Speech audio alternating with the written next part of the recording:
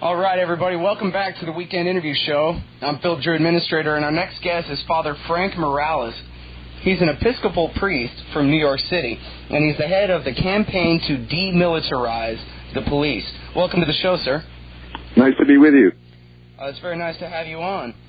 Now, in searching your name on the Google, I found a letter that you wrote from Ground Zero, right? You were there on September 11th. Yes. Can you tell us a little bit about that? Yes, I was asked by the cathedral here to assist in the performance of Last Rites at Ground Zero. This was approximately 3 or 4 days after 9/11, so I was there early on, and I spent 2 11 p.m. to 7 a.m. shifts on 2 successive nights, and I wrote that up. It was quite as you can imagine, overwhelming experience, and I wrote it up in a piece called Ground Zero, which is available on our website. And it was hard to really get that written, because it was a very difficult experience to comprehend up close in that way. The main lesson, people can go look at the piece, but the main lesson that came out of that for me was that, because as I recount in the piece, at one point it was about 3:30 in the morning, and I'm sitting there, and mind you, as I was coming in to the actual site through various kind of concentric circles of security, and coming through Manhattan on the way downtown Manhattan, as you recall, the sentiment was, there was a lot of fear and trauma. There was also a lot of anger, and let's go bomb somebody kind of a syndrome that was happening. And I'm not, putting that down, because as what happened is that I was, kind of not wanting to participate in that kind of a frenzy, because I felt that, we really didn't know who did it, and it seemed a little bit premature to be targeting a certain group of people and so on and so forth. In any case, when I went down there at 3 in the morning, I found myself looking at this mass and blurting out, man, if I knew somebody in here, I'd really want to get those so-and-sos. Of course, I didn't use the term so-and-so at that time. And I really was just struck with my own anger. It just kind of welled up out of me, at which point one of the firemen who was standing with me at that time, who'd been there since the beginning, looking for his friends who were somewhere buried, he leaned over and said to me, it's not about that. And he made the comment, and I swear as I'm sitting here talking to you, he said to me, do you know that Bush and Bin Laden have the same banker? And I was, needless to say, stunned at that comment, coming from a kind of a football player looking fireman guy, who then proceeded to, along with the other people there, manifest to me an attitude that had less to do with a revenge kind of an emotional setting, but who were really so immersed in the death and the destruction of it all, that it was really impossible for those people who were up close to it to want to inflict that on anyone else. It was kind of almost instinctual that when you were so literally, there were people ground up in the earth we were standing in. It was impossible to summon that kind of energy. Although, some may say there's a time and place for that, but that's the point being, is that I was struck with the humanity of the people who were up close to the destruction, such that I found myself being kind of brought into, I learned a lesson that day, that it's a lot easier for people, all of us who are kind of armchair generals, so to speak, or removed from the point of violence, advocate one way or the other. Yeah, let's go bomb this one. Let's go do that. Let's go do this. But when you're really immersed in it, it's a whole different story. And I found the guys were saying we should have tour buses come through here so that people could see this, and maybe once and for all. Now I'm editorializing now, but maybe, you know, once and for all we have to stop killing each other. I mean, it was such a basic kind of a lesson, but it was really brought home by those people who were unearthing the dead down there. So I tried to write that up, and I don't know how successful I was, but that piece is available on our website.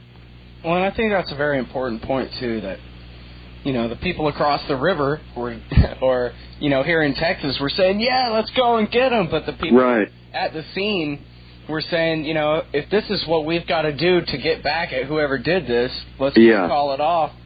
Yeah. It's beyond a certain kind of a logic and that kind of tit for tat logic, and it's not something that you consciously sit and just move to this position. But when you're immersed in that kind of scene, and again, it was nearly indescribable. You just mountains of twisted steel and soil, and you know, the stench of death, literally. And it was kind of like being in Dante's Inferno, so that you were not functioning in a way in which you felt that let's go do this to someone else, because it was just instinctually not viable from a human point of view. To the extent that you were immersed in it, you were incapable of that. And that, to me, was a lesson that I think I feel blessed in a way to have had access to that moment, because it's not something that even in my telling it, it may not ultimately make that much sense to people. For thank goodness we're not often situated within that kind of you know, deaths all around you kind of circumstance. But so it was quite an intense experience, and I've often thought about it. Well, now, you were running this organization, the campaign to demilitarize the police, even before September 11th, right? Yeah, well, we actually formed that as a group after that, but I've been involved in research around, for lack of a better term, a better way to put it, domestic operations of the Pentagon. Pentagon operations which fall within their so-called operations other than war doctrine, which includes the what is referred to as civil disturbance suppression. So I was particularly interested in Pentagon plans around the suppression of dissent, which is codenamed. There's a contingency plan which was originated in 1968 and is constantly updated, and quite literally. It's called Operation Garden Plot. Operation Garden Plot is quite literally a 200-page document. It's not some figment of some conspiracy theorist imagination.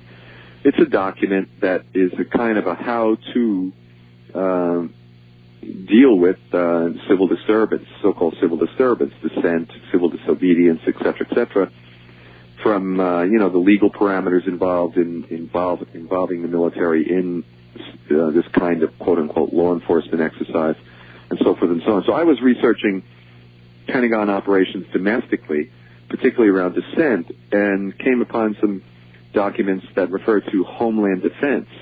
Now, this was in 1997. So obviously by 2001, September, and then shortly thereafter, the phrase Homeland Defense began to become more public. I had written an article on Homeland Defense in 1999 for Covert Action Quarterly magazine. So as a result, I, needless to say, got a lot of attention because people had never heard of that phrase. But in fact, can be traced back in Pentagon circles back to the mid 90s.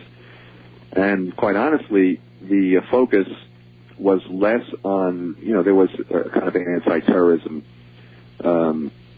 component to it, but was specifically geared towards civil disturbance suppression, was geared towards a kind of homeland security apparatus that was targeting domestic dissent.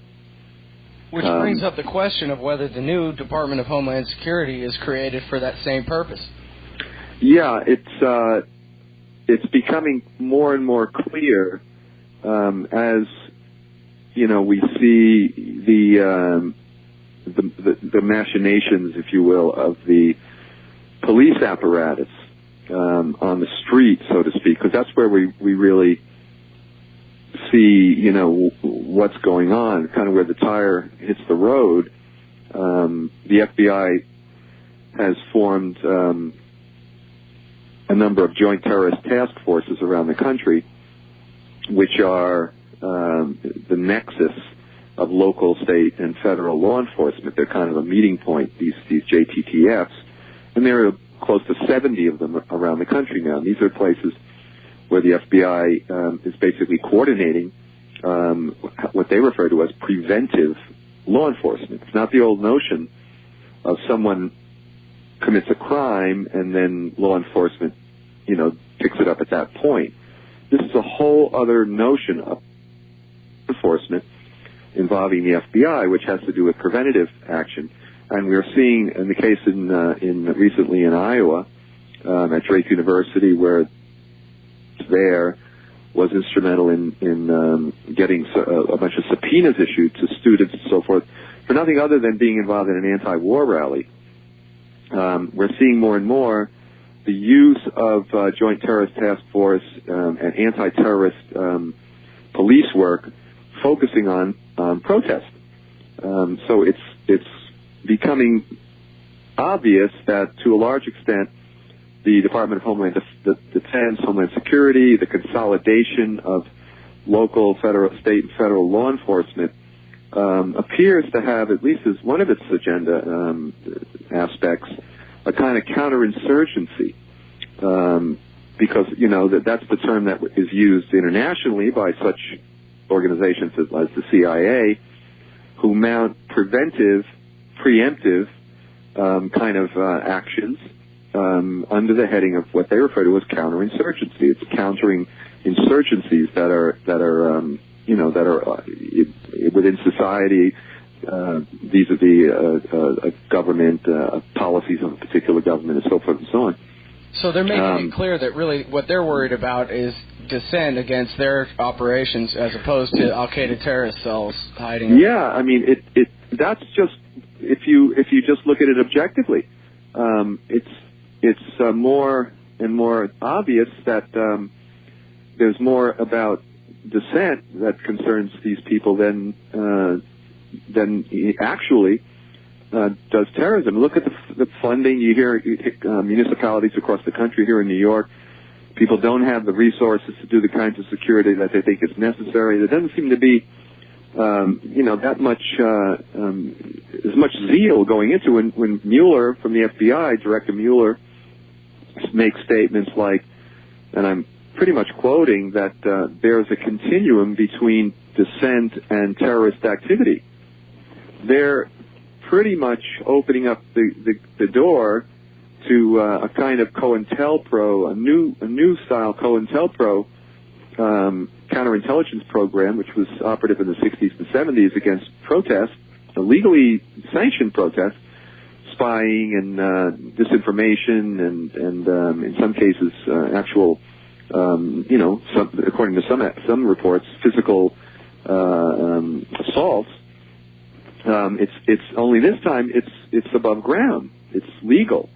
The most recent case of this kind of federalization of local law enforcement, and a kind of a politicized federalization of local law enforcement, is the case that we're focusing on here, which is our own congressional representative, Carolyn Maloney, this past November, put forth a bill in the House which would legally amend the 1949 CIA Act and allow for the stationing of CIA agents within local police departments. And that's this new bill, H.R. 3439? H.R. 3439. The long and the short of it is that our campaign here, which is primarily focused on demilitarizing, de-escalating in terms of violent capabilities, police response to protest, particularly gearing up for the RNC in August and so forth. But even beyond that, we need to break the increasing limit, the increasing consolidation of police as an entity and military as an entity, and maintain a bright separation, a sharp separation between those two functions. Someone might argue that putting CIA in local police, well, everybody knows CIA is all for foreign operations. So if they were putting CIA in local police, that probably wouldn't be to mess with you and I, right? Isn't that for protecting us from Al-Qaeda? That's what's being argued. But that's what the Church Committee reports in the mid-'70s uncovered. While they were exposing, and this is public information, people can go find this out. The Church Committee, this is named after Frank Church, in 1976, issued a series of final reports from their intelligence committee, a series of hearings, and they uncovered massive surveillance, spying on the part of the CIA domestically against anti-war groups and women's and black and Latino organizations and so forth and so on, environmental groups, under the codename Operation Chaos. They have a whole expose of Operation Chaos within these congressional documents, and they're available to you. And if you look at that, the rationale that was used to spy on peace groups and so forth was the same as we're seeing today, looking for the foreign contact. In this period, in the 60s and 70s, it was to try to delineate foreign support, particularly Cuban or Soviet in those days. Support for the peace movements and the women's movements and so forth. And again, to make a long story short, but this is available for people to read themselves, they were not able to find these foreign connections, and they had to admit that these were pretty much indigenous responses to government policies and so forth and so on. It didn't stop them from carrying out their spying, though. At the height of it, 300,000 U.S. citizens were part of a database, and they were kept track of, for having committed no crimes other than, a redefined crime of subversion or something, which is, begins to move towards the overt repeal of our First Amendment rights and so forth. So what we're seeing today is in a very similar way. Mind you, we have 911 now to keep that kind of argument alive, that there are foreign terrorists who are threatening us in these various ways. But nonetheless, we've yet to see anyone seriously indicted or charged even in the 911 case itself, let alone other potential terrorists and so forth. But when you define terrorism as the Patriot and the various other legislative edicts that have come out, particularly since 9/11, the definition of terrorism is always allows for it to be utilized against protest. The definitions move towards the kind of statements that go, for example, like any attempt to coerce or intimidate a government through pressure, and it's those kinds of words. When we're talking about civil disobedience, we're literally talking about a kind of moral force that's being applied to a government in order to affect and policy. And yes, it could be argued that that's coercive. So as Bob Barr just pointed out when I interviewed him right before you, that they get to define it all, and they get to redefine it and redefine it as much as they want. Exactly. Like George Orwell. Yeah. So I think when we're looking at a president, an administration who, in front of the whole world, acted unilaterally, although we'd want to say that we had UN cover for this and our allies and so forth, but pretty much the Bush administration feels that it really doesn't need to function within the parameters of international law or domestic law. So, I happen to agree with them that they don't need to go to the UN. I mean, I disagree with all the wars that they've had. No, I'm not even saying that they should go to the UN, but they'll utilize that kind of language in order to cover their tracks. Who knows what's going on behind the scenes? Sure. But my point being is that they're not, amenable to having any kind of controls. And when you think in terms of an agency like the CIA, that is by definition, covert and functions covertly, operating within local law enforcement, it's a very dangerous situation. I mean, the institutionalization of the Northern Command, which is a domestic military command, which was set up, it's going on 2 years now, based in Colorado Springs, Colorado.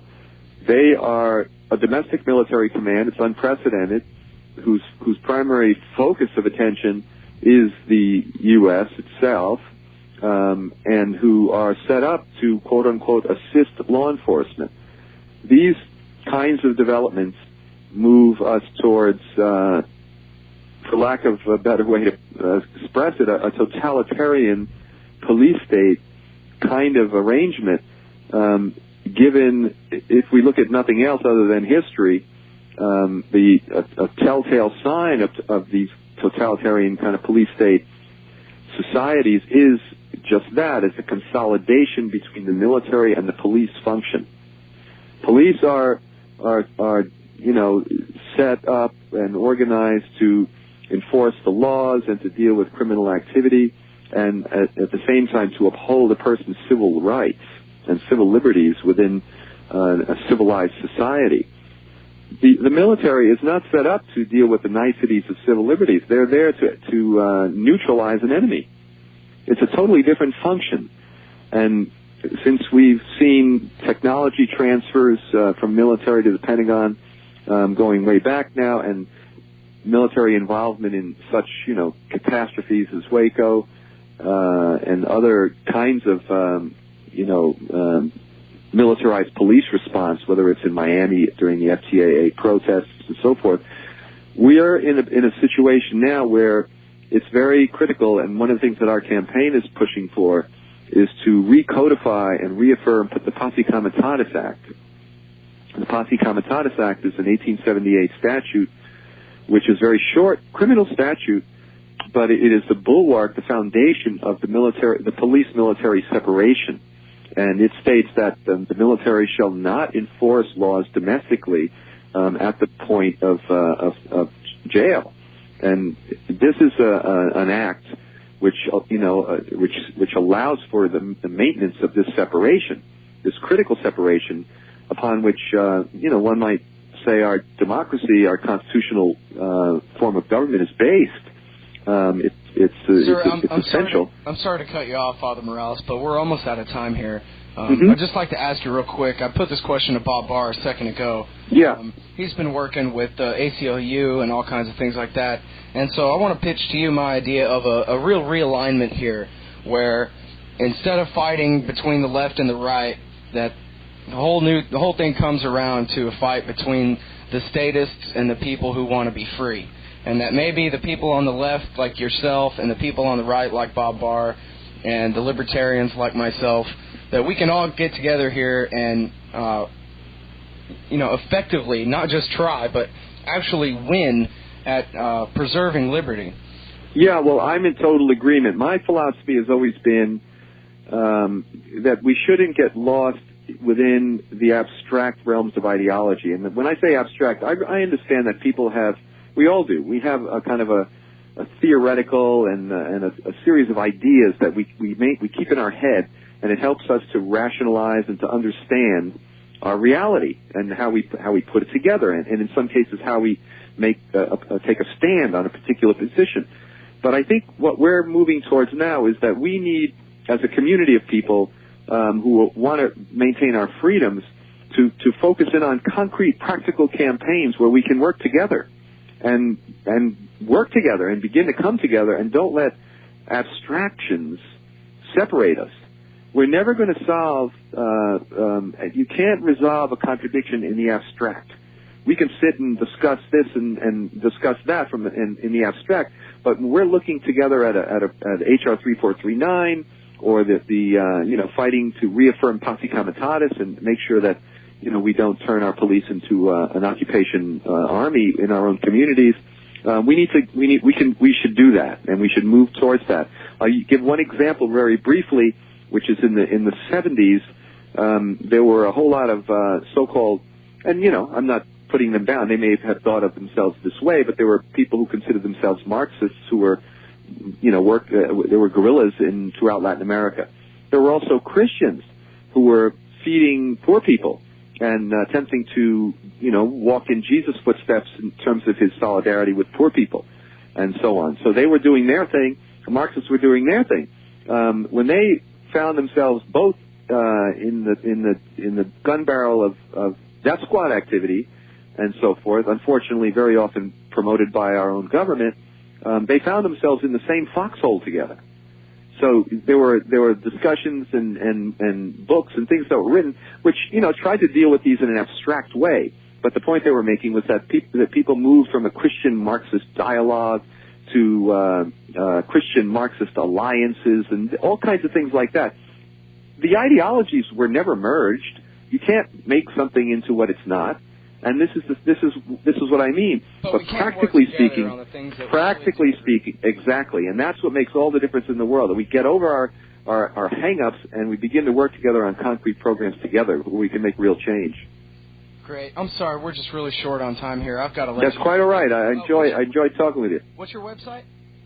You can reach us at Demilitarize HTTP / because it's a temporary website. It's Demilitarize the Police, one long phrase, Demilitarize the Police, .netfirms, NETFIRMS, cool. netfirms.com. Demilitarizethepolice.netfirms.com. And if anybody has trouble finding that, if you go to the antiwar.com blog, they have a link. Yeah, or if you just search Demilitarize the Police, you'll probably get it as well. Great. Thank you so much for coming on the show. Well, thank you. Have a good one. You take care.